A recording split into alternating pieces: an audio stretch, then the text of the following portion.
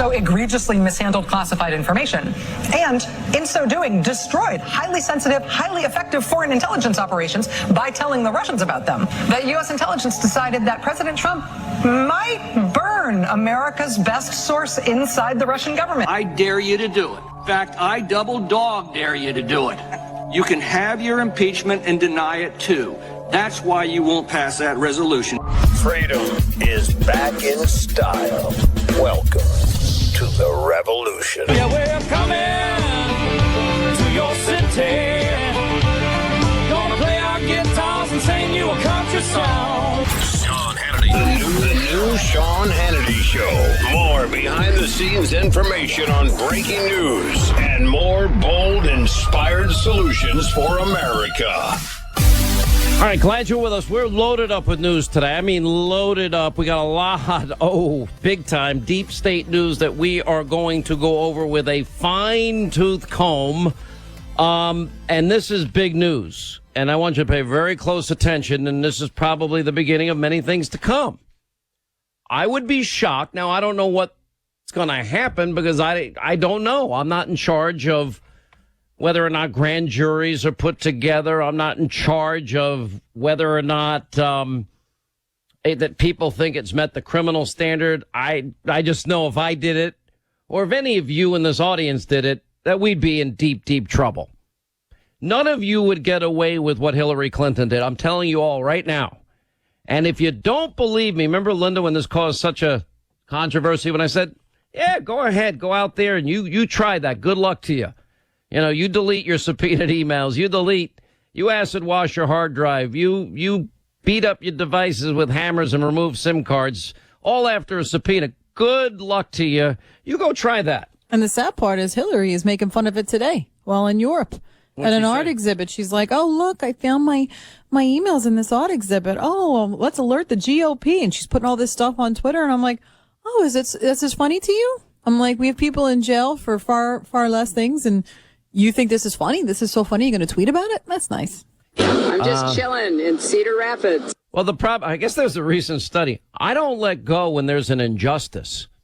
They say, well, Hannity mentioned Hillary's name. Did you see that? I don't know, the Media Matters people. It kind of cracked me up.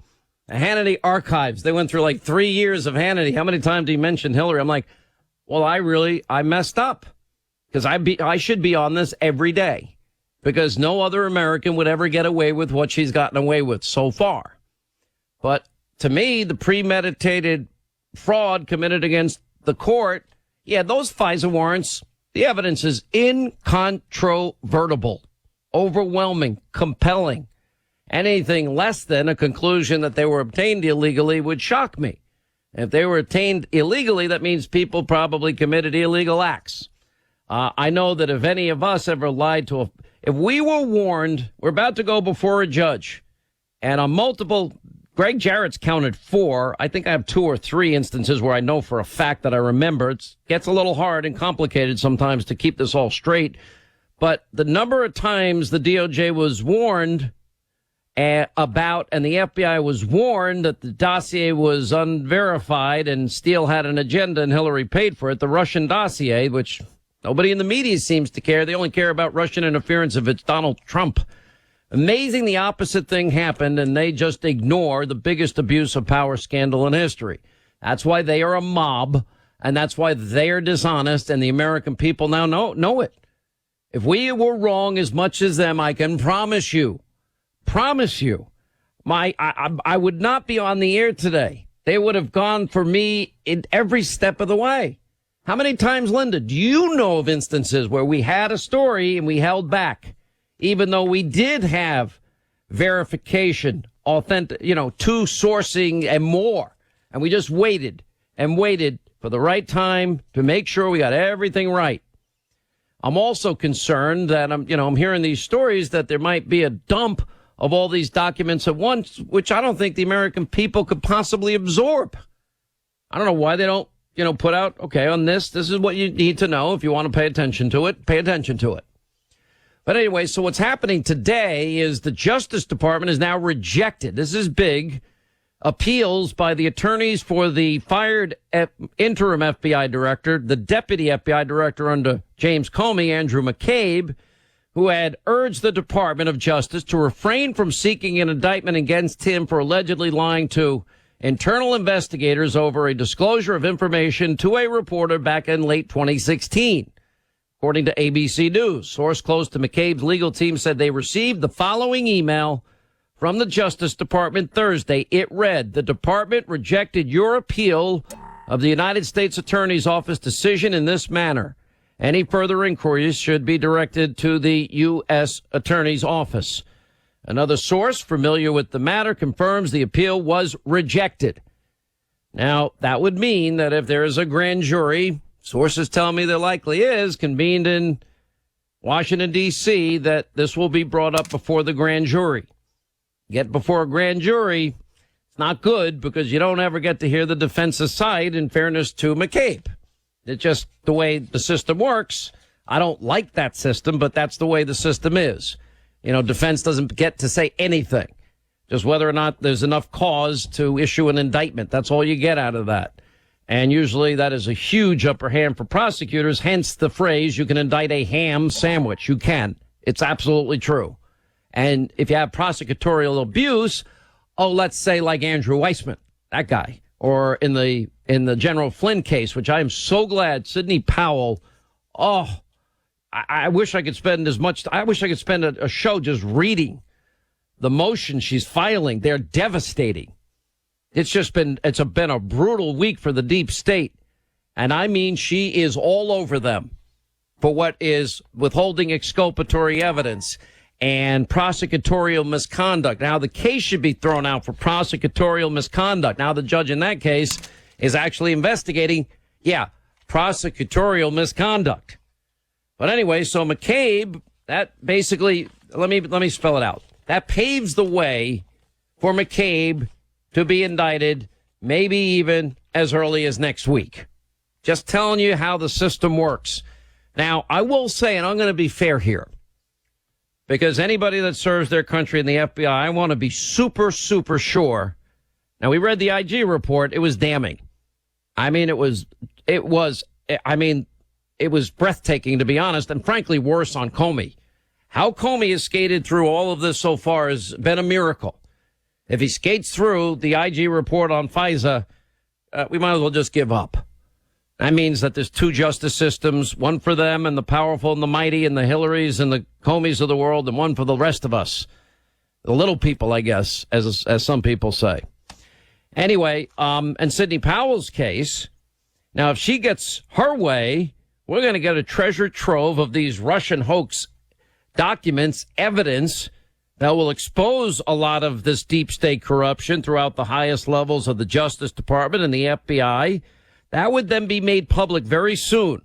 And from the looks of Sidney Powell's list, the material could be more explosive than any other document release we've seen on the Russiagate case in the 3 long years since the conspiracy and the hoax began, because the partial list of materials that Powell is looking for. Your chance to win some cash is now with the News Talk 1290 Cash Code. The cash code is JUMP, J-U-M-P, JUMP. Enter the cash code word now at newstalk1290.com for your shot at up to $5,000. You can't win unless you're tuned in. It's your shot at scoring free cash just for listening to News Talk 1290. Well, it's too late. He was out as senator of Alaska. Great system of justice, right? Can't happen in America. Ray Donovan, where do I go to get my good name back? Anyway, the potentially exonerating records being sought by Powell touch on everything from the text messages between Strzok and Page to possible FISA surveillance of Flynn. And that would include FBI interview notes, conversations between FBI agents and Flynn, to questions about the mysterious figures, about Stefan Halper and Joseph Mifsud, the professor. And then, of course, specifically, Sidney Powell wants access to the, quote, and there's a lot, let me tell you, this is not by accident what they're asking here. This is not my first rodeo. When you read through this, they won't know what they're asking for. The 2-page electronic communication that allegedly launched the Trump-Russia investigation in July of 2016. the unredacted memos on the scope of Mueller's investigation. A letter from the British Embassy to Trump's incoming national security team that allegedly disavowed British ex-spy Christopher Steele any work the opposition research firm Fusion GPS did on Flynn, any Flynn-related documents from the DOJ official Bruce Orr and his wife and Fusion GPS contractor Nellie Orr, anything related to former FBI Director Comey or former Director of National Intelligence Clapper going after Flynn, the unredacted interview notes and any notes of recordings from the 7 secretive meetings, including on planning sessions among former FBI Director Andrew McCabe and other FBI officials about interviewing Flynn in January 2017. That's when McCabe said, no, you don't need a lawyer. Well, he knew damn well he needed a lawyer. And that was when Comey bragged, I put aside all procedure, took advantage of the chaos. I wouldn't do that under Obama or Bush. Wow, that's how we treat 33-year veterans of this country. Wow, amazing. Anyway, the unredacted interview notes, et cetera, interviewing Flynn, FBI notes showing former acting Attorney General Yates allegedly saying a surprise interview of Flynn would be problematic. Wow. James Comey's full interview with the special counsel's office. Communications within the DOJ's Foreign Agents Registration Act related to Flynn. Leaks from government officials to the media about Flynn. And here's what Sidney Powell told Judge Sullivan. This prosecution, and the circumstances surrounding it are unprecedented. The only way to achieve justice in this case is to provide transparency and the full disclosure of all information relevant to the defense of Mr. Flynn, which, by the way, they have been denying, which he deserves by law. The government has until September the 24th to respond to the motion for the production of Brady material, things she mentioned, and a hearing on that issue is scheduled for October 31st. Sentencing memos from the prosecution and defense are due in early December, and the judge set a tentative date for the hearing of sentencing in December 18. And Sidney Powell says, I'm not going to pull it back on the plea deal now, but I might. Now, the only investigator empowered to file indictments, by the way, against the perpetrators of the Russiagate hoax is conducting a far more thorough investigation than the House GOP probers ever expected. Now, Congressman Mark Meadows, Freedom Caucus, thank God for them, said that he's surprised by the lengths to which Durham is going to conduct his review of the origins of the Russia investigation. I've been telling you, pay attention. There might be a Durham report one day. And with little public knowledge, the congressman said that the prosecutor of Connecticut is doing a lot of work behind the scenes. Quote, I can tell you they're reaching people that I thought only I had talked to, and it's going to be a good day for America and a good day for justice. And he said he believes Barr and Horowitz are doing a good job, hopes for accountability, naming Fusion GPS co-founder Glenn Simpson, former officials James Comey, Andrew McCabe, and Strzok. If people do not go to jail, and this is all about just talking and rhetoric, and people are not held accountable, the American people will be disillusioned and say enough is enough. That I agree with. Now, the Justice Department has cleared the way if, in fact, they're going to indict Andrew McCabe. Now, I'm going to say last thing. I'm going to be consistent. I believe in the presumption of innocence. The report by the IG was beyond damning. But everybody deserves their day in court. I'm sorry, I'm not changing, and I'm not going to be inconsistent. Now, by the way, we do have our friends at Judicial Watch. Oh, yeah. They got DOJ records that they didn't want to hand over through the Freedom of Information Act about the effort, within the Department of Justice and Rod Rosenstein to wear a wire. By the way, speaking of McCabe says, oh, yeah, he meant every word of it, but they're trying to, in these back emails, all right, we're just going to say we were joking, right? We were joking. Well, that's not always the way it is. Anyway, 800-941-SEAN if you want to be a part of the program. Listen, you want your privacy, right? I want my privacy. Well, here's the deal. Every email you send and received, even if it's Wi-Fi protected in your house or public Wi-Fi, password protected, it doesn't work. Cyber criminals have figured that out. If you want to hide every text you send and receive, if you want to hide every email you send and receive, there's only one way to do it. That's Norton Secure VPN. It's a virtual private network that will use bank-grade encryption They will encrypt every text, every email you send and receive. So cyber criminals can't see your information. They can't hack into your information. And by the way, it's simple to use. It's seamless. Norton.com/VPN. You install, you log in once, you let it run in the background. That's simple. Everything you send and receive is encrypted, bank rate encryption. Now, it's only $3.33 a month with your first year annual enrollment. So get your own virtual private network. Go to Norton.com/VPN. It will ensure your privacy.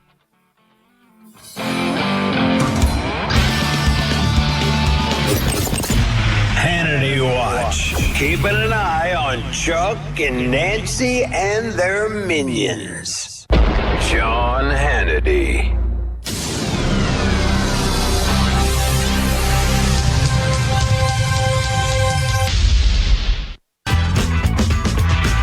All right, as we roll along, Sean Hannity Show, 800-941-SEAN, if you want to be a part of this extravaganza, and it is an extravaganza. Let me tell you, so now we have the Supreme Court allowing President Trump the asylum restrictions. They will now take effect, ending the Ninth Circuit Court of Appeals injunction. Now, do you know how big this is? I mean, you got to understand here, and I think this is very, very important. This was never going to happen according to the mob and the media. You know, they did their best. They pushed their hardest. They went out judge shopping. They got what they wanted, a California court, liberal decision, appeal at the Ninth Circuit, and then Trump turned it into a major win because the Supreme Court issued an order late yesterday ending all injunctions that had blocked the White House's ban on asylum for anyone trying to enter the U.S. by traveling through a third country, such as Mexico, without seeking protection there, which we've told you from the get-go needs to happen. Ninth Circuit is the favorite place for liberals to go judge shopping. And that's where they bring the cases because they know that is, well, where they're going to rule in their favor. Activist judges that rule from the bench. Here's the funny thing. PJ Media actually had a great article today, and the headline is Trump on track to flip the Ninth Circuit to Republican by 2020. Up soon for a floor vote. Ninth Circuit nominee Daniel Collins. Cloture has been filed on the Collins nomination. If so, vote next week. He would fill the seat long held by Harry Pregerson, the Ninth Circuit judge with the strongest claim, well, of the left. The appointments of Lee and Collins would give the Ninth Circuit 11 Republican appointees versus 16 Democrats, with 2 remaining vacancies at the start of the Trump administration. Well, the Ninth Circuit had 19 Democratic appointees, only 6 Republicans. Oh, we're making progress. That's a good thing. So now the president has the wall, and now the Supreme Court, only 2 to go against this, Sotomayor and Ruth Bader Ginsburg. That would mean now that the Supreme Court would be on track to allow the law of the land to be followed.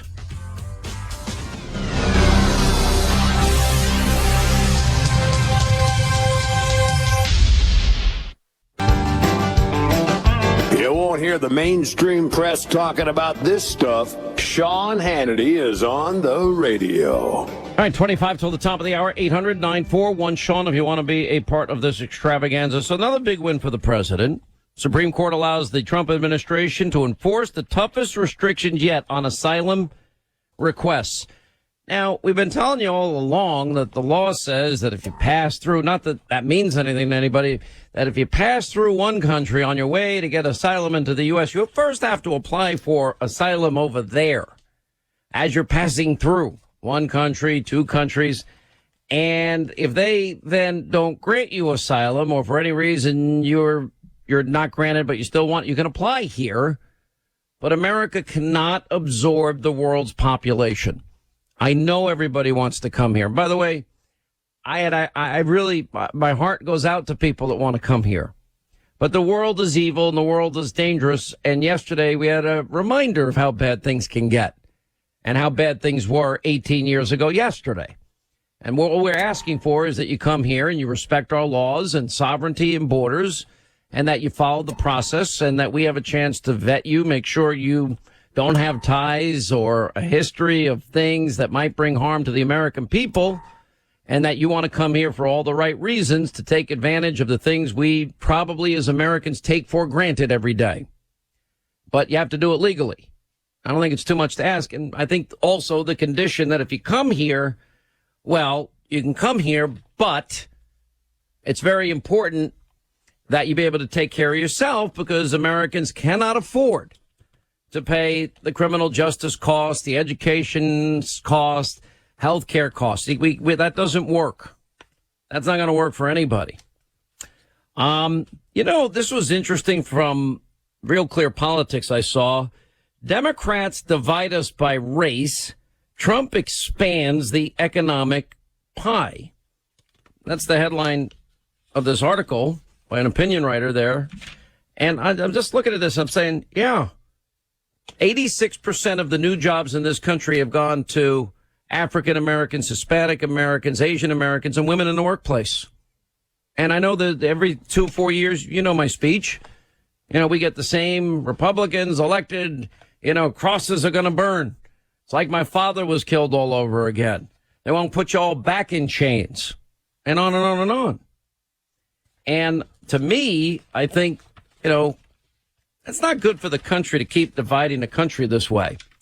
And I know it may be fashionable for Democrats to go out and attack Donald Trump and Republicans and every conservative is racist. I don't know any conservatives that are racist. And I don't want to know people that are racist and maybe claim to be conservative. If, you're associated with this insane, evil, frankly, white nationalism, who wants any part of those people? Don't listen, don't watch. I want nothing to do with you. There's my answer. And then the same when you got on the other side, you got the Louis Farrakhan's or those that like them. Congresswoman Tlaib, insane comments. Somebody did something to someone, Omar. Israel is evil. May Allah awaken the world. And it's all about the Benjamins, baby. I can't stand this. That is the small percentage on either side or those that politicize. I mean, unfortunately, it's just the Democratic playbook that the race card's going to be played. Racist, sexist, homophobic, misogynist, xenophobic, Islamophobic, dirty air, water. They want to destroy the planet. They want children to die. Granny, grandpa should eat dog food and cat food. That's what's going to happen if Republicans are elected. They'll be eating dog food. That's all they can afford. And then a Paul Ryan lookalike throwing Granny over the cliff. Yeah, we're done with you, Granny. Get lost. Not true. Just like everything else that I mentioned there is not true. But it's used for political purposes. It's a bludgeon. Conservatives, Republicans, it is playbook 101. It's happening now. Racist, et cetera, et cetera. It just goes on and on. This is what the Democratic Party does. This is who they are. Now, are they offering any ideas? I don't see them. The funniest thing I think to come out of there's a story that was on Yahoo about Democrats and how they face dozens of investigations by Republicans. But then we have other stories, and I thought it was actually fairly humorous, that shows that, the Democrats secretly trained thousands of activists to manipulate the media. And the Clinton Library documents show that the DNC, with the blessing of the Clinton White House, they launched the Talk Radio Initiative ahead of the 96 campaign. The program trained thousands of operatives to call into radio shows, conduct surveillance of their contents, and secretly disseminate Democratic talking points while posing as ordinary listeners. Volunteers must be able to keep the project confidential so as not to create the image of the Democratic conspiracy to infiltrate Detroit area talk radio shows. This is what the guide said, prepared by Michigan Democrats. Democrats' performance of the 96 elections will no doubt be affected by the success or failure of this initiative. Radio hosts long suspected someone was training seminar callers. How long ago did Rush nail that? Seminar callers to inundate their shows with sympathetic callers. My buddy Lars Larson, guys like Joe Pags. Anyway, he's quoted in this and recall being on the receiving end of many of these calls, but was not aware that many of them were trained by the DNC. You'd get calls an hour apart, different people, different voices, different names, but they would talk the same lines. So close that you knew this wasn't a coincidence. It was the same language on the same subject and the same arguments. Free Beacon, by the way, reviewed years' worth of previous reporting on the scores of internal documents from the Clinton presidential library, including secret DNC communications and confidential state party documents and executive memorandums for the president that together shed light on the internal workings of this project. And what they found was the materials revealed that Democrats, was systematically training more than 4,000 operatives in 23 states to lie about their identities, deflect difficult questions from hosts, and plant pro-democratic messages on the radio waves. If you're afraid that producers are beginning to recognize your name and are weary of allowing you on the air, use an alias. Just lie, in other words. Oh, that shouldn't shock anybody. Records revealed the Clinton administration consistently kept tabs and coordinated with the project, considering it a crucial pillar of the administration's plan to neutralize conservative radio in preparation for the 96 election. My office is now coordinating closely with talk radio and shops in the White House, federal departments, agencies, House, Senate. I have helped set up in the state parties, according to the director at the time. And it goes on from, you get the idea. Harold Ickes, remember him, forwarded a memo to President Bill Clinton, Gore, Leon Panetta, several other White House insiders, one of several memos seen in this article, cited by it. And Ickes didn't respond for comment about the initiative. Shocking. Democrats began conceptualizing this after Newt won in 94, buoyed by support from popular radio hosts, capturing the House of Representatives. Listen, if we're so powerful, how did Obama win? You know, you have so much power on radio and TV. No, we make persuasive arguments, but people are going to be people. They're going to vote for themselves. You know, all these people that say, oh, Donald Trump you need to tell Donald Trump that Donald Trump's going to make up his own mind. He's the candidate, not me. So their strategy to beat Trump, it got leaked. That got out too, which is pretty interesting.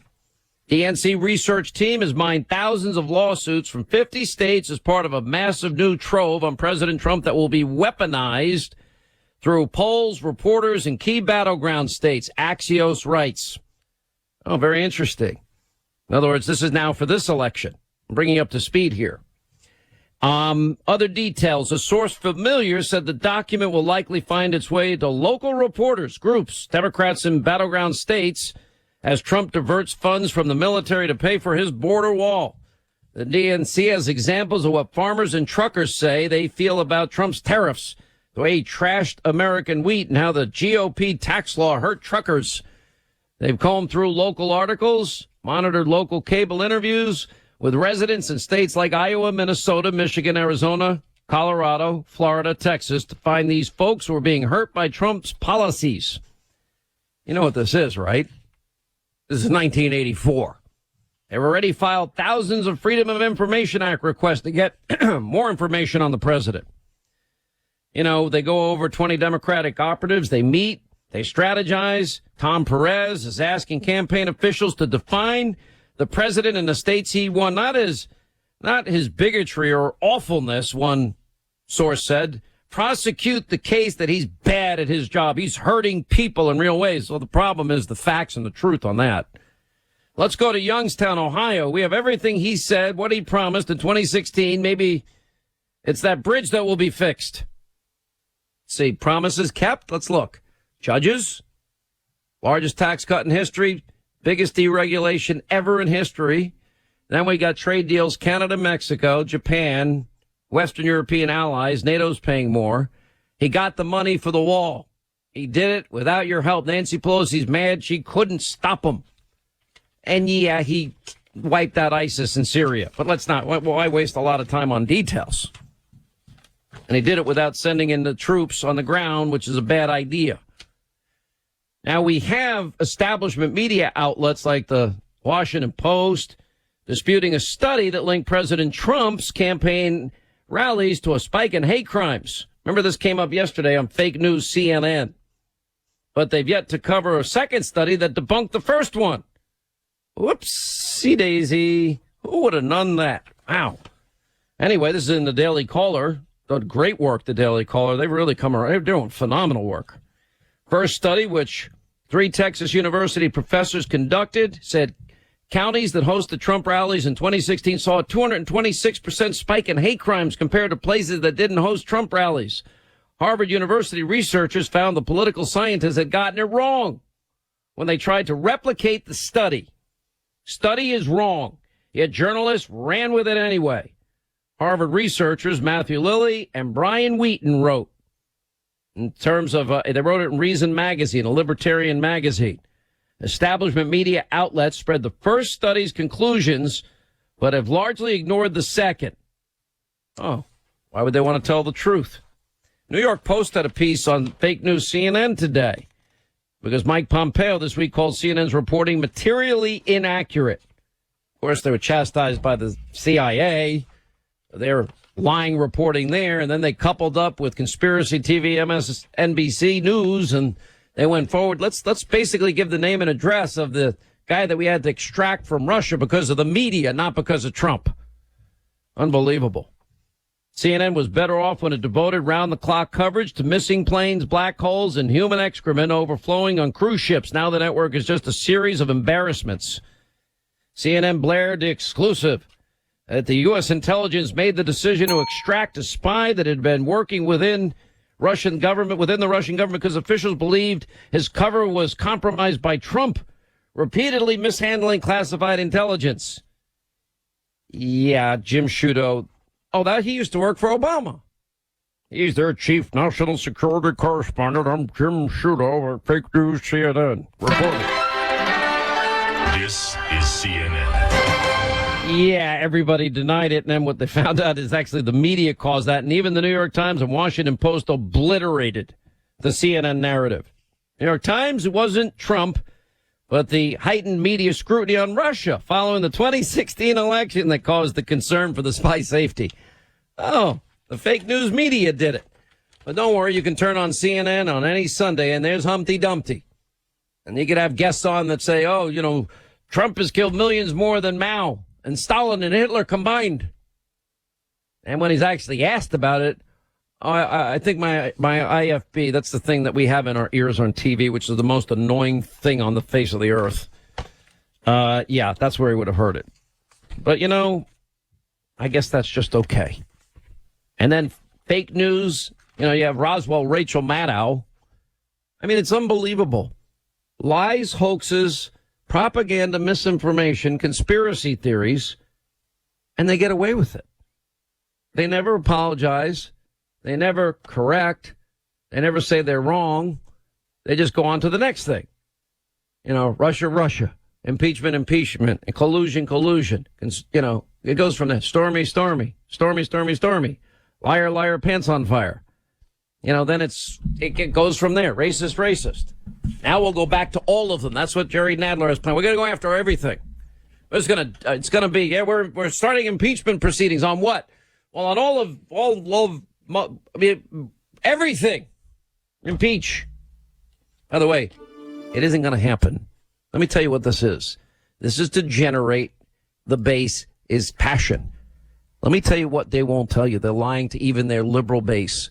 They're doing it as a show because those Democrats that are running in districts Donald Trump won, they're not going near this garbage because they know their careers will blow up if they do.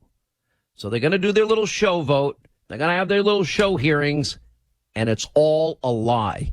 And CNN and Conspiracy TV and Roswell Rachel, they all go nuts. Hey, we got him. And they'll have nothing again. But we're getting stuff. I wouldn't want to be Andrew McCabe today. Hey, listen, I know so many of you are so turned off by the home security industry. Listen, I don't blame you. You know, expensive installation fees, 5-year contracts to sign. What if I don't want you anymore? You know, and then you have to patch up all your walls. It's hardwired. It's a mess. No, not with Simply Safe. The latest, greatest, best technology with all of the safety and security you want, need 24/7, 365. Even if the power goes off and the Wi-Fi's down, it's got you covered. On average, a burglary is every 23 seconds in the U.S. 2 million burglaries reported in the U.S. Census. FBI says every 23 seconds. Here's the deal. You can install Simply Safe by yourself in 20, 30 minutes. It'll protect every window, every door, every room, 24/7 professional monitoring. No installation fee, no contract, no hidden fees, no fine print. Around the clock professional monitoring, and it's only $15 a month, and you can fire them if you want. You can take that system when you move. But one thing that makes them great is their new video verification technology. Other home security systems, when they're triggered, police, another false alarm at that house, at the Hannity house or whatever house. Well, with Simply Safe, no, with their video verification technology, their monitors will see if it's real. And if it's real, they'll tell the police. SimplySafeHannity.com.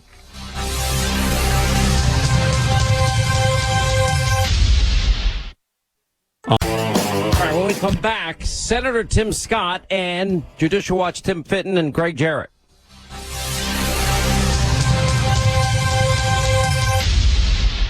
Destroyed highly sensitive, highly effective foreign intelligence operations by telling the Russians about them. That U.S. intelligence decided that President Trump might burn America's best source inside the Russian government. I dare you to do it. In fact, I double dog dare you to do it. You can have your impeachment and deny it too. That's why you won't pass that resolution. Freedom is back in style. Welcome to the revolution. Yeah, we're coming to your city. Gonna play our guitars and sing you a country song. Sean Hannity. The new Sean Hannity Show. More behind-the-scenes information on breaking news and more bold, inspired solutions for America. We talked about why the president had insisted on firing the director and whether or not he was thinking about the Russia investigation and did that impact his decision. And in the context of that conversation, the Deputy Attorney General offered to wear a wire into the White House. He said, I never get searched when I go into the White House. I can easily wear a recording device. They wouldn't know it was there. Now, he was not joking. He was absolutely serious, and in fact, he brought it up in the next meeting we had. I never actually considered taking him up on the offer. I did discuss it with my general counsel and my leadership team back at the FBI after he brought it up the first time. The point of Rosenstein wearing the wire into a meeting with the president was what? What did he hope to obtain? I can't characterize what Rod was thinking or what he was hoping at that moment. But the reason you would have someone wear a concealed recording device would be to collect evidence. And in this case, what was the true nature of the president's motivation in calling for the firing of Jim Comey? The general counsel of the FBI and the leadership team you spoke with said what about this idea? I think the general counsel had a heart attack. When he got up off the floor, he said, that's a bridge too far. We're not there yet. That it wasn't necessary at that point in the investigation to escalate it to that level. That's correct. A discussion of the 25th Amendment was simply Rod raised the issue and discussed it with me in the context of thinking about how many other cabinet officials might support such an effort. I didn't have much to contribute, to be perfectly honest, in that conversation, so I listened to what he had to say. But to be fair, it was an unbelievably stressful time. I can't even describe for you how many things must have been coursing through the Deputy Attorney General's mind at that point. So it was really something that he kind of threw out in a very... His decision in this manner, any further inquiries should be directed to the U.S. Attorney's Office.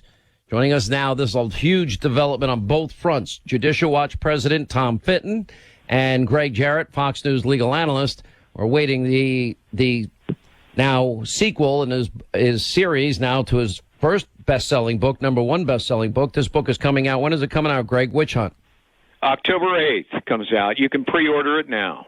The story of the greatest mass delusion in American political history. Tom, let's start with, and I'm not even getting into the Hillary emails part of this, which you have also broken. I mean, it's hard to keep up here, to be honest.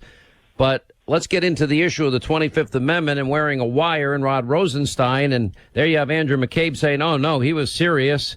But these emails tell a very different story. I want you to explain in detail. Well, we sued. No one else seemed to be investigating it, so we sued for these coup discussion documents, and we waited. I think we began asking about it a year ago, so we finally got them, and they show that Rosenstein and the rest of his colleagues at the Justice Department were responding immediately to inquiries about the leaks about this coup discussion, as I call it, and their response was interesting. Their response was not to deny it outright, but to suggest that, that his discussion of and they didn't highlight who actually said it was sarcastic, so no one's actually taking ownership here. But, of course, they just gave it out as a Justice Department statement anonymously that the discussion about wearing a wire was, quote, sarcastic.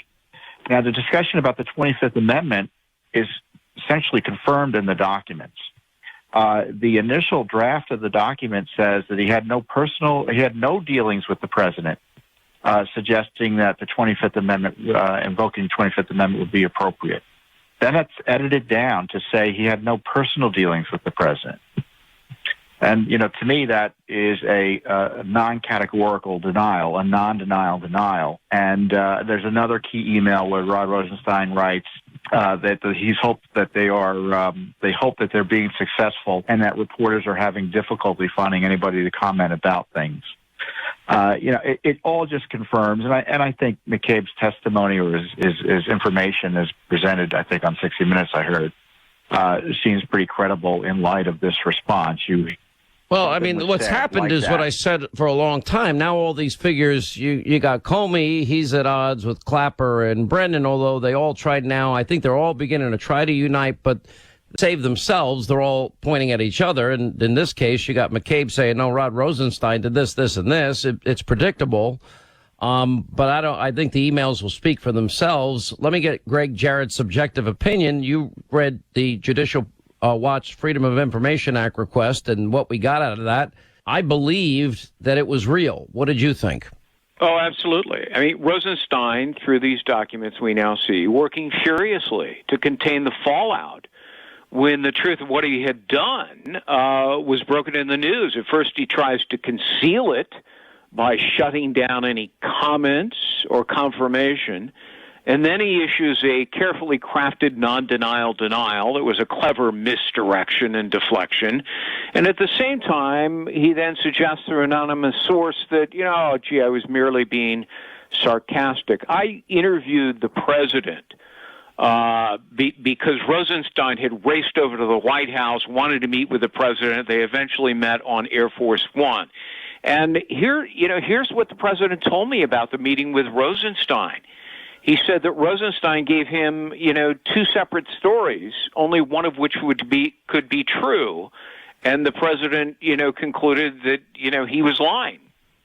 And clearly Rosenstein lied to the president to save his job.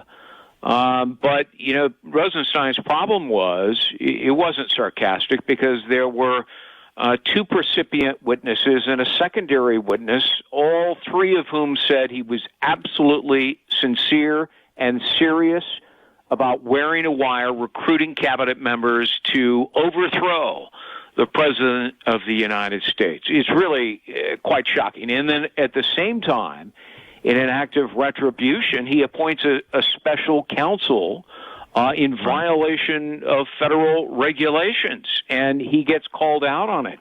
Jody Hunt marches into, who's Sessions' chief of staff, marches into Rosenstein's office, and Rosenstein is literally cowering, hiding behind and below his desk, and blubbers, "Am I going to get fired?"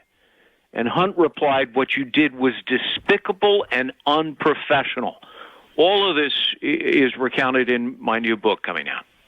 All right. So as we now see, do you sense from your legal perch on top, being objective in this case, that in fact this rejection by the DOJ today and the U.S. attorney recommending that they move forward with charges, the next step would have to be a grand jury? Absolutely. That is the next step. They listened to the lawyers for Andrew McCabe. They didn't buy his explanation. He lied not once but 4 times. And, when you lie to the feds, you should be prosecuted. So the next step is take it to a grand jury, which under the law is the only way you can get a felony indictment. And, the old saying, you can indict a ham sandwich with a grand jury is pretty much true. Whatever a prosecutor presents to a grand jury, if he wants an indictment, he gets it. What is your take on a Tom Fitton? So the question is, I think it will proceed as Greg suggests. The question is, and this is really the low-hanging fruit, because he was lying, remember, about whether or not he told, I think, the Wall Street Journal whether the FBI was investigating the Clinton Foundation. So this is not a charge on the coup plotting we're all concerned about, or FISA. So if there's a charge here on this, quote, low-hanging fruit, where he's admitted to providing false information, and so there's really no doubt he provided false information, will he become a cooperator? You mean, on the big issue of from what I can see, don't you both think that somebody like Lisa Page is cooperating? Oh, I think she is. For example, when we started getting the closed-door testimony, I'm like, okay, these people are now turning on each other. You both agree with that, right? Yeah, I mentioned the three witnesses who confirmed this 25th Amendment plot by McCabe, and one of them is Lisa Page. The other one's James Baker. So, this whole story is just beginning to unravel for the nefarious characters at the FBI. We might have an indictment sooner than we think. All right, hang on one second, Tom. I got to take a break. Listen, the good, the true, the beautiful. Think about those concepts just for a second. Good, true, beautiful. What do they mean? And how can one begin to understand those high, noble ideals? Now, it does start with the right kind of education, and the kind of education that, frankly, used to be very common, that has become increasingly rare. Now, it used to be kids go off to college, young people, they would study comprehensively a variety of subjects: philosophy, politics, biology, literature, history, theology. In other words, a core curriculum. And unfortunately, these days, it's not the case. And I can tell you about one place where young people do study like this, and that's at Hillsdale College. And Hillsdale students, they work really hard, spend more than half their time studying this core curriculum. The result, Hillsdale alumni, they are the leaders with intelligence and character, ready to make a difference in their families, their communities, and for the country. But it all starts with that core, the core that every student takes, the core that develops moral, intellectual virtue, and the core that helps them understand good, true, and beautiful. Find out more what education is meant to be. Just go to hillsdale.edu. By the way, you can take some courses online for free. That's hillsdale.edu.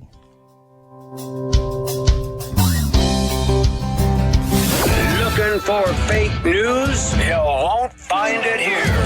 You're with Sean Hannity. On the air now.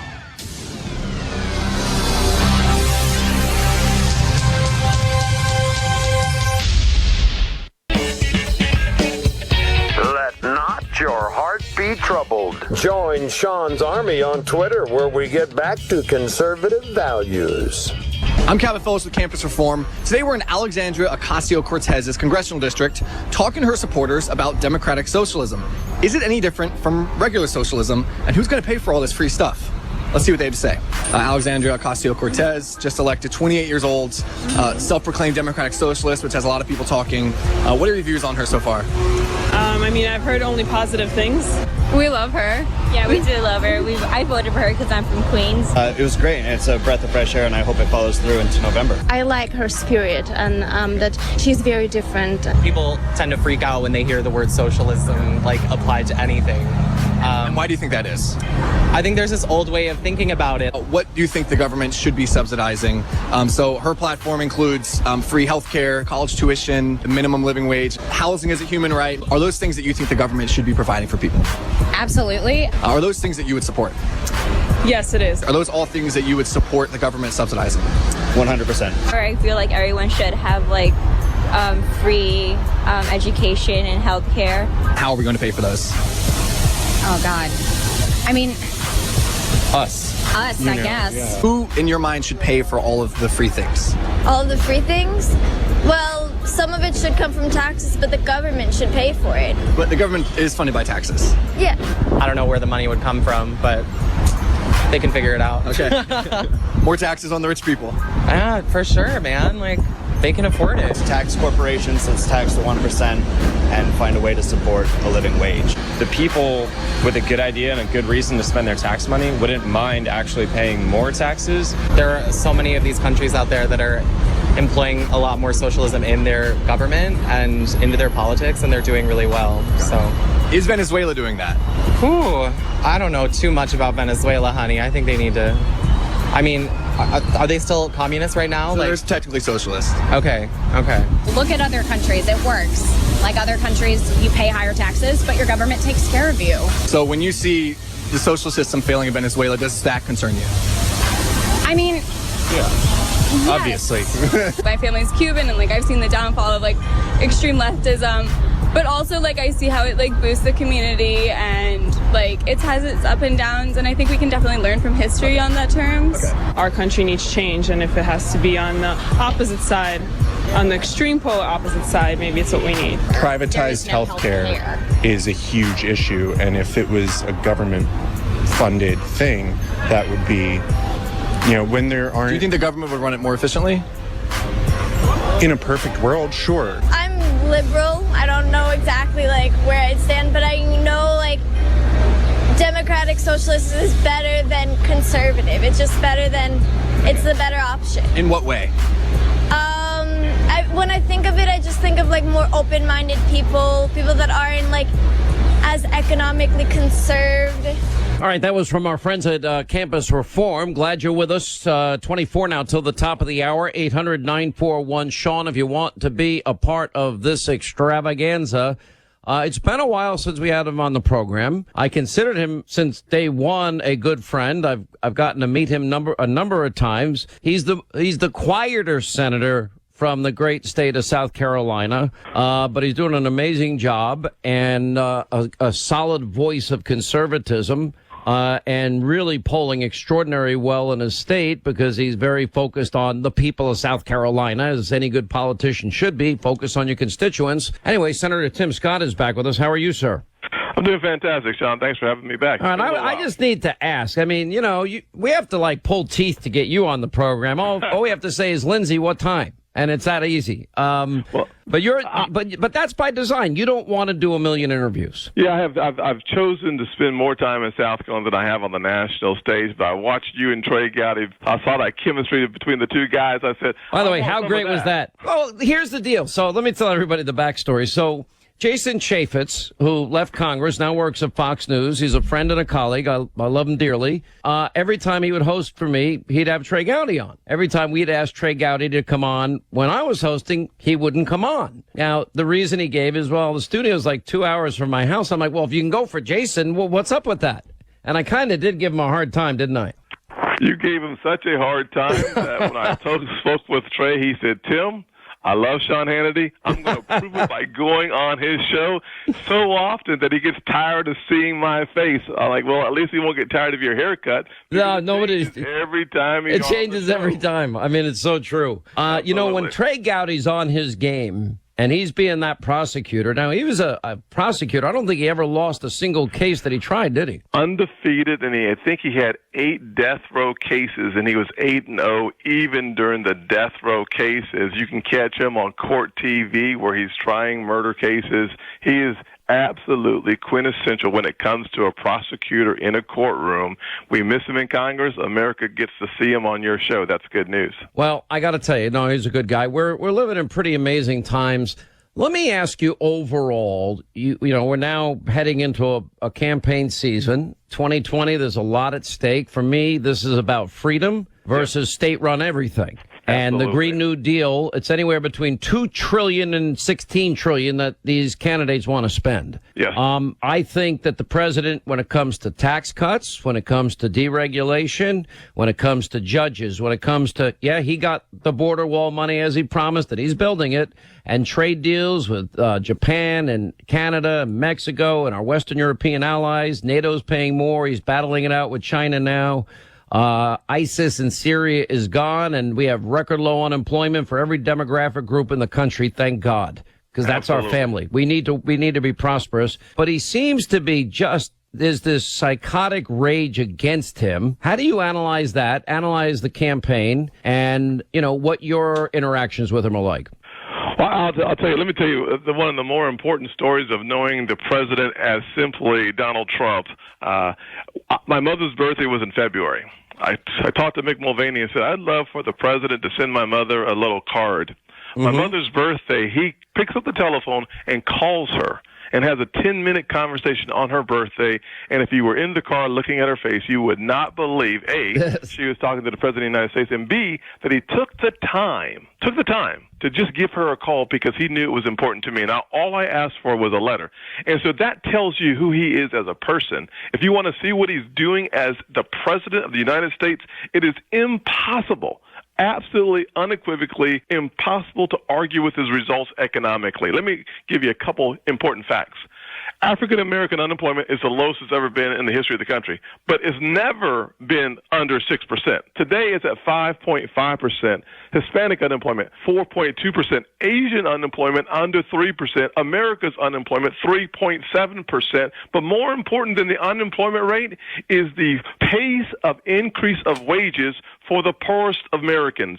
The bottom 20% has seen a 5% increase in their salaries, according to the BEA, and that means that the poorest people are twice the rate of inflation because the Trump economy continues to blow the statistics away, blow the expectations away, and not only is he growing your wages on the right, but on the other side, because of tax reform, we cut the single mother's taxes by 73%. So they're paying less in taxes, making more money, which means that the average family struggling to make their ends meet, they don't need two jobs, as some on the left have suggested. I'm not sure. Did you know, Senator, that 86% of the jobs created have gone to African Americans, Hispanic Americans, women in the workforce? 86% of all these new jobs, the nearly 7 million new jobs, we have 6.2 million Americans off of food stamps and millions more out of poverty. Here's my question, though. Sure. I look at these big cities run by liberals for decade after decade after decade. Now, liberals claim they have a monopoly of compassion on minorities. You have no idea how angry and resentful I am at the use of the race card. I play it, the history of it, a lot on radio and TV. It is wrong. It divides us. We are one nation. And I look at a city like Baltimore. They have 13 high schools, Senator, 13. Not a single kid proficient in math or reading, not one. Look at what's happening in Chicago. Decades of Democratic rule. Look at San Francisco, a mile away from Nancy Pelosi's house. Look at Los Angeles. All these cities, all these promises that they're going to do everything for everybody. Then you get Donald Trump and look at the jobs created. Look at the opportunities created. And then they want to call him racist. And then they want to say, oh, Republicans hate minorities. No, we don't. No conservative friend of mine can ever be a friend of mine if they hate anybody. And that's why I love you, Sean, because you're the man. Let me just put some meat on the bones that you just described, by the way. President Trump and my... By the way, meat on the bones, that has nothing to do with South Carolina and the fact that they have some of the best barbecue ever. I'm with you. We are the creators of barbecue and sweet tea, according to our history, by the way. My pork ribs. Go ahead. I hope you are a guy that likes the Carolina red and not that mustard. Anyways, the facts are simple, that when you look at President Trump's accomplishments in the inner cities and in places that are distressed, whether it's rural America or inner city America, the opportunity zones that he and I worked on together, the property values in those areas are up by 20%.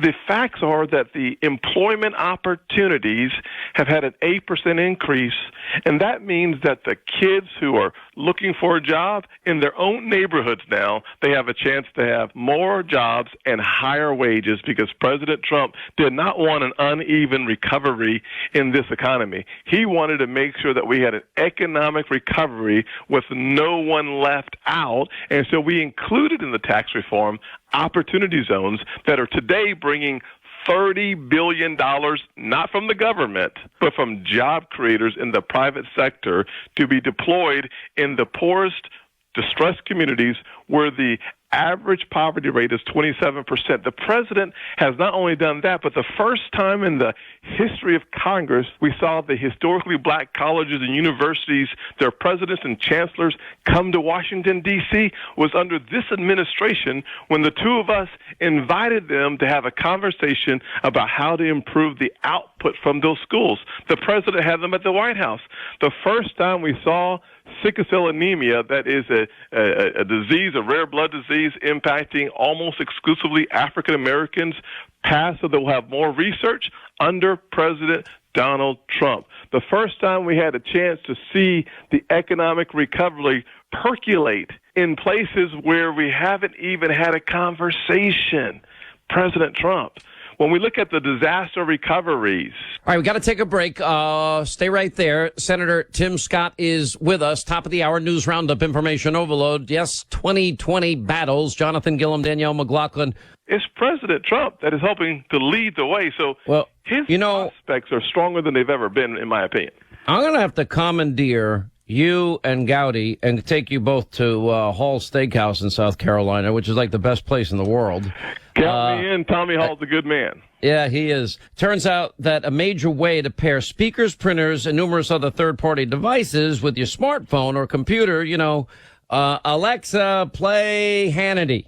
Well, may have a major vulnerability.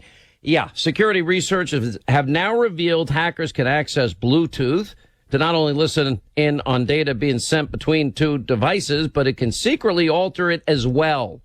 Look at this study, the vulnerability impacting every standard compliant Bluetooth device tested by these security researchers, every one. This is one of the many in the multitude of ways these cyber criminals try to take what is yours. They take out credit cards, loans in your name, they get your tax refund, they rob your bank account, your retirement account blind. That's where LifeLock.com comes in. They see the threats you would miss on your own if you're only looking at, some type of credit monitoring service. Now, LifeLock.com, and if you even have a problem, well, they got U.S.-based restoration specialists. They'll fix it for you. Just go to LifeLock.com, call 1-800-LifeLock, protect your name, protect your finances. 1-800-LifeLock, LifeLock.com. You save 10% your first year using the promo code Hannity. Next, our final roundup and information overload hour.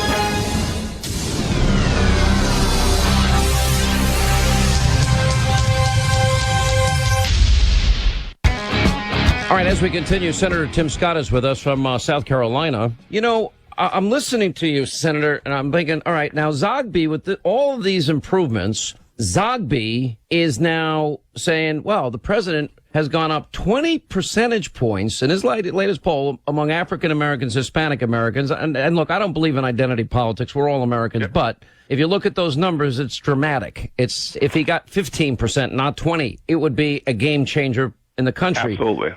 I proposed this on air, and I want to see if you're interested in this idea. You remember the president did this Woolman Rink project? Yes. What do you think about Woolman Rink, Trump Woolman Rink, Baltimore? Maybe the president takes one small part of a community, 4, 5, 6, 7 blocks, whatever it is, and he says, okay, I'm getting rid of the rats and the mice and the vermin. I'm going to bulldoze these houses that are uninhabitable, 17,000 of them, on these streets, and then we're going to rebuild the city, and then we're going to create ownership opportunities for the people that are there, and we're going to create work opportunities as we build out these blocks, and we're going to do it with a public-private partnership, and we're going to rebuild parts of Baltimore. If we can do it, then challenge every liberal city to do the same. Do you like that? I love the idea. And as a matter of fact, one of the things that I love about what President Trump has done recently is he has put together, with Ben Carson being the chairman of the committee, 13 different federal agencies to identify ways to synergize their resources to be deployed in places that you just described. And so we should challenge the cities around this nation, the major metropolitan cities, to embrace a new concept of allowing private sector and public-private partnerships to work together for the benefit of their citizens, and to include the education component, because what you just described earlier is to reinforce the fact that without good, solid education, which requires school choice and charter public schools to be a part of the apparatus, we can't make long-term change. But that is a challenge we should issue around the country. President Trump should choose a place for us to start, and let's prove that conservative policies work everywhere. They worked for me when I was one of the kids that we're talking about. They even work better today than they have in the last 50 years. I think we got to make this a goal. And Senator, thank you. Look forward to it. Tim Scott, South Carolina, 800-941-SEAN is our number.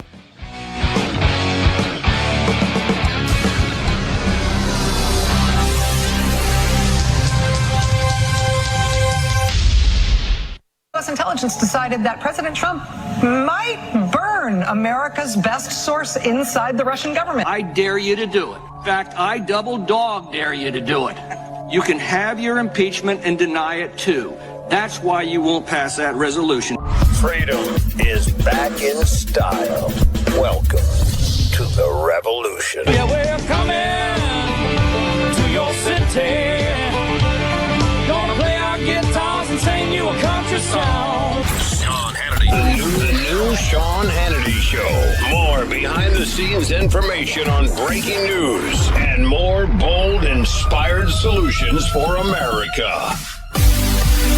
Stay right here for our final news roundup and information overload. Mr. Homan, as a fellow American, I just want you to know your contribution as acting director of ICE under this administration will always be remembered as one that was very ruthless and inhumane treatment of asylum seekers. As the author of the separation policy and now of this sick, preventing people, sick children before this committee, seeking life-saving medical treatment. I will continue always, this is probably the third time I think you before this chamber, that I'm deeply troubled by your opening statement and continued assault on innocent lives. And I ask that this administration please stop playing politics with the lives of the children before this committee, but also with the lives of many Americans that are directly impacted by the continued broken immigration system in our country. Thank you so much. Yeah, I want to address the last comments made about me being appalling. And first of all, I served my country for 34 years. I saved many lives, and I ran an agency. Let's be frank in what ICE does. ICE last year took a season of opioids off the streets of this country that could have killed every man, woman, and child in the United States twice. They've arrested thousands of sexual predators that preyed on children. They rescued thousands of children who were victims of predators. They arrested hundreds of women who are victims of sex trafficking. I am proud of the agency in ICE. And what we don't want to talk about is nearly 90% of everybody ICE arrests for immigration violations either have a criminal history or are pending criminal charges when they were found. I mean, they were found in a county jail, which most likely means they weren't a choir boy. So to mismessage what the work the men and women of ICE do is, I find appalling that a member of Congress would throw that out there like that.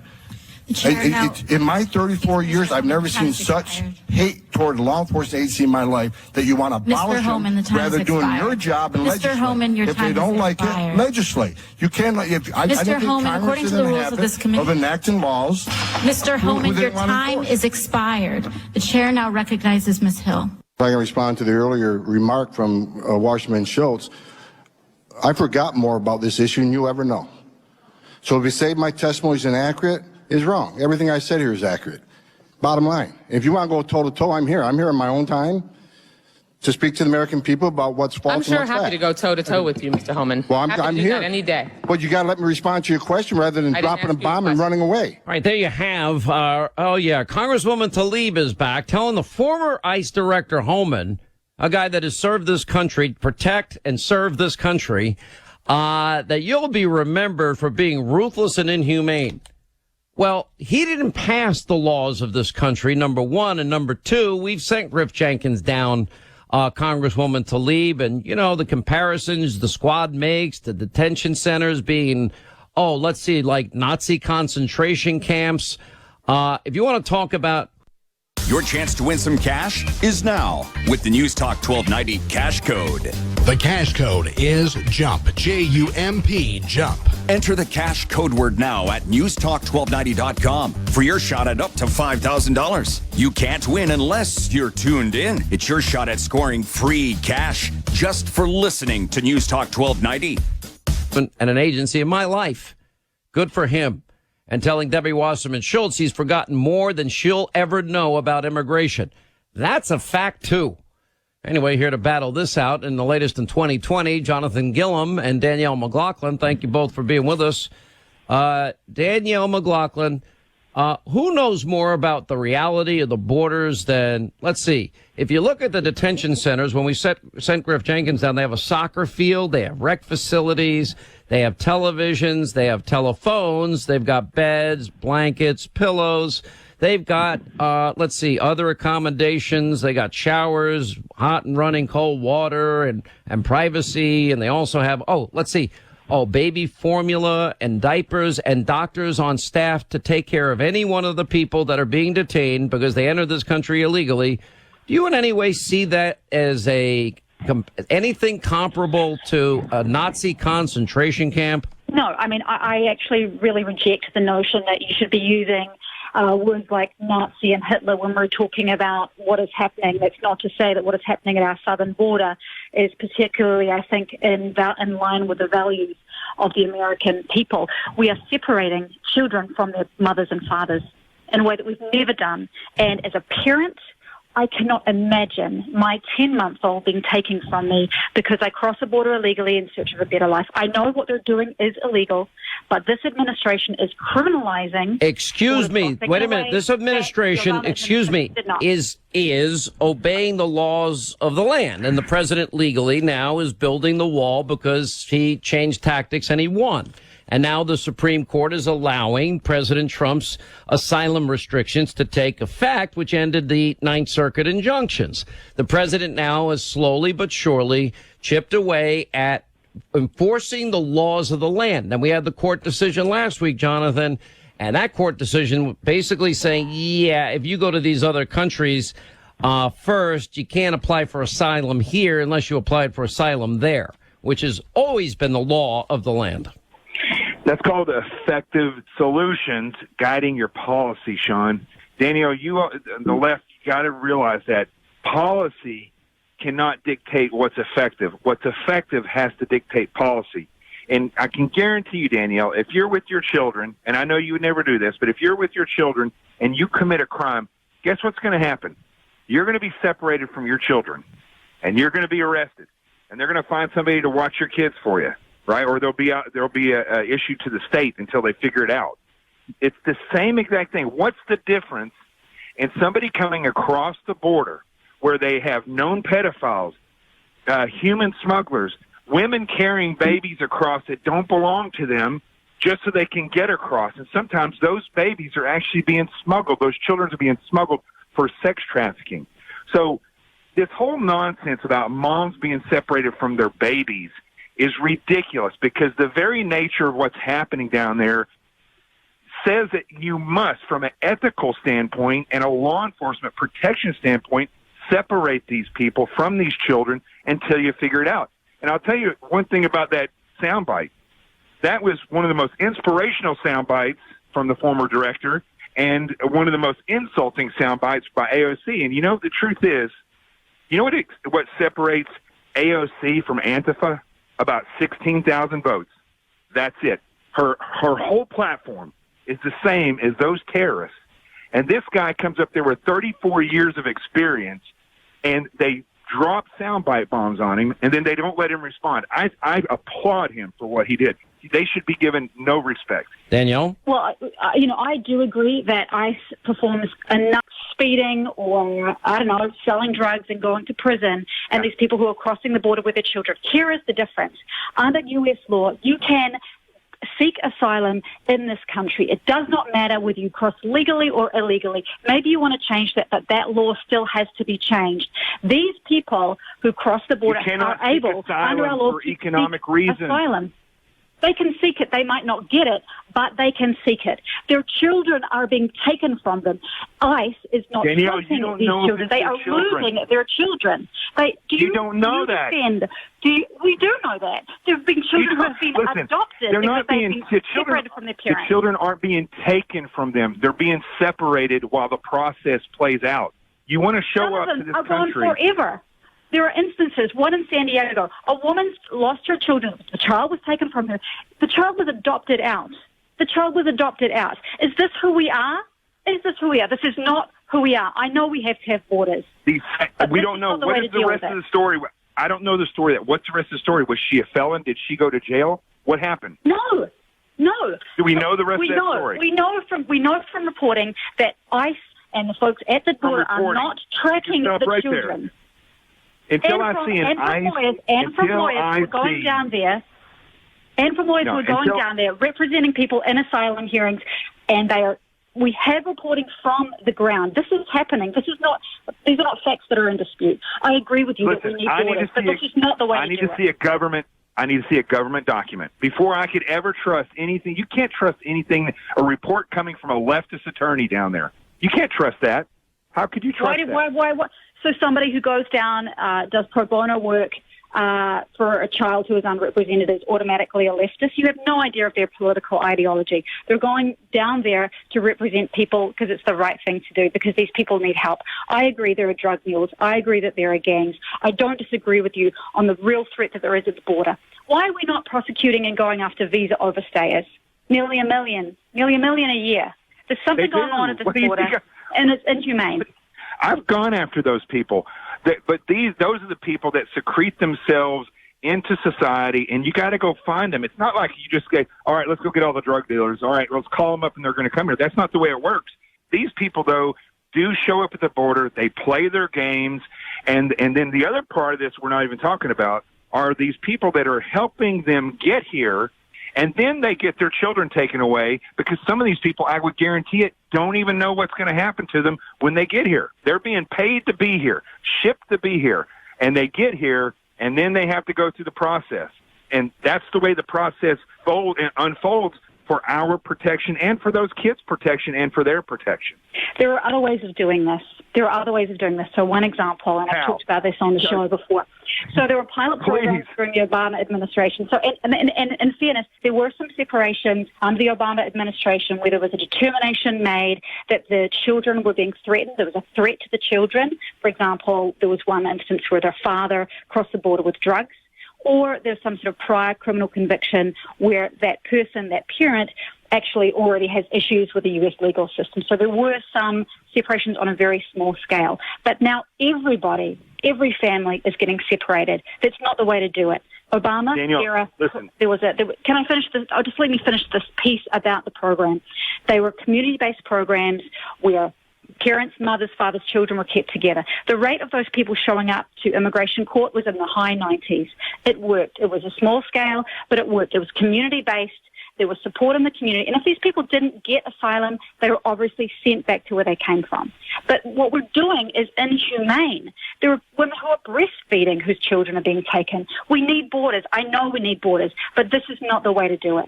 So here's the pushback I'll give you on that. I credit you because you care, and I know you care. But the policies that are set in place because of years of experience of children, coming up there, being sex trafficked for people that are trying to come over there. They're playing the games against the United States and ICE, and that's where these policies come from, right? But I get what you're saying, but here's the thing. You and I sit down, we might be able to figure out a better way of doing it because of my experience and your heart. But I can guarantee you that the people like AOC and Tlaib and these people up in D.C., they have no interest in figuring this out. No interest at all. And they prove that every time they go up there and they disrespect these people in public and they don't seek a way to fix it. They go and they grandstand for their own ideological reasons.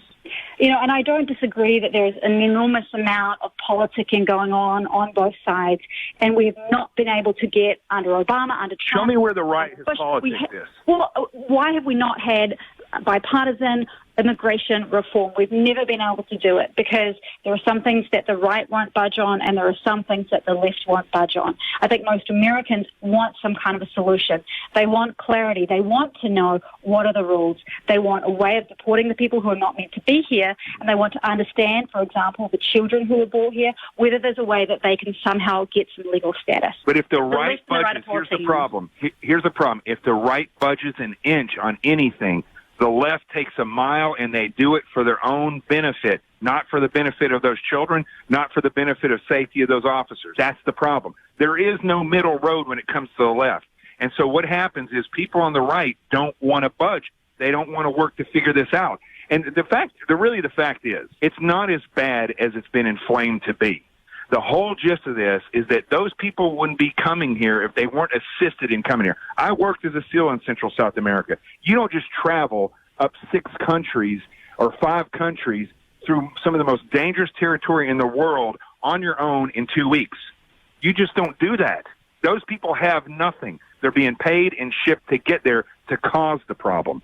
So here's my experience. So I respect your experience enormously, and I fully respect what it is that you've seen. This is what I've seen. I have represented children who have come across the border, have been sent across the border. Places like Honduras, they've been trafficked, they've had mules, they've been kidnapped, all sorts of terrible Daniel, things. you ignored the problem that I'm saying. The problem, so some of these people are families. Some of them are their children. Okay, I get it. How did they get here? They got here because people are making it available for them to move rapidly through those countries to get here, and that is causing a problem. That in of itself is undermining our own national security, and it's being done by people that are American citizens. All right, we're going to have to let it go here. Danielle, Jonathan, thank you both. 800-941-SEAN, toll-free telephone number.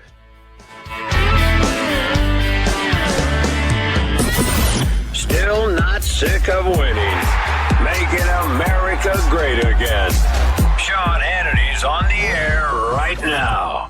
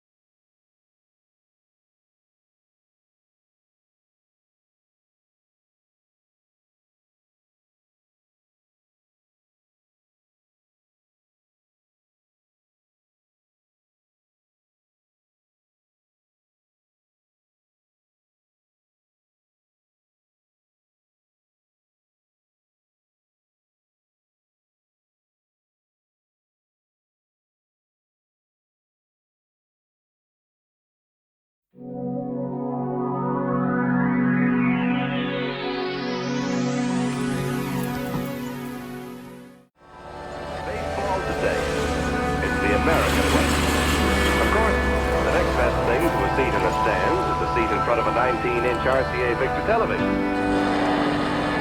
One more day to Labor Day weekend, the traditional occasion for tasty outdoor barbecues or picnics.